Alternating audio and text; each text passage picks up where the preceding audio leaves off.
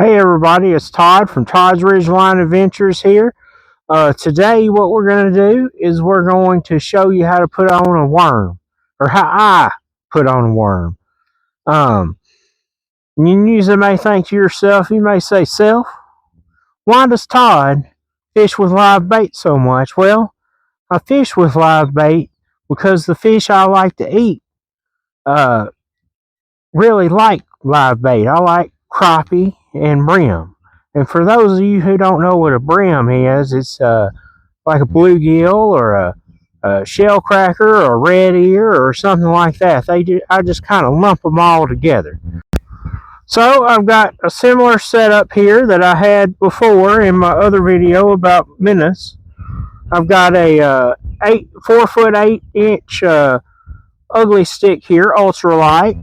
I've got a Wally Marshall reel, which is loose, which is very similar to the reel on the other pole, the Crappie Thunder. And then I've got a slip float with a piece of shot on it, if you look here, and a number 6 hook again. This is for, I'm going to try to brim fish today, of course. So we'll get into the worm putting on. So here are the worms. These are just red worms I bought at, you guessed it, Slog's Bait Shop in 4 Oaks, North Carolina. And what I need to do is find me one. I found one. Now I'm going to pull my hook up here. All right. So what I like to do is I like to just thread this worm on. Just stick the end of its tail in there.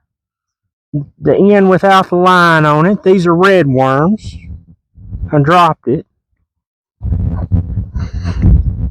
That's okay. And then just kind of thread it on there. And people, what they'll do is I got these long shank hooks today. So what I like to do is just kind of pinch them off a little bit where it's not all the way up the shank, because what'll happen sometimes is they'll bite up here and then they won't get the hook in their mouth. So I just leave that there like that.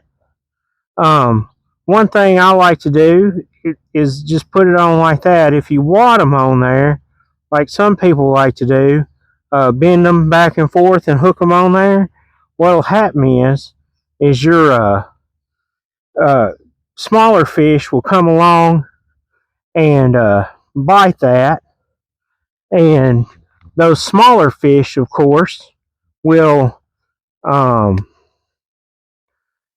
end up pulling that worm off. And also bigger fish can pull it off if they bite it just right. And then you'll think you're missing a bunch of bites. So I like to do it like that. That's the way I do it. Also, a lot of people like to leave little wigglies on the end there. And the reason I don't do that is because big and small fish can bite that little wiggly and cause it to get pulled off and rip the whole worm off, and then you've got your worm missing. So that's why I don't do that.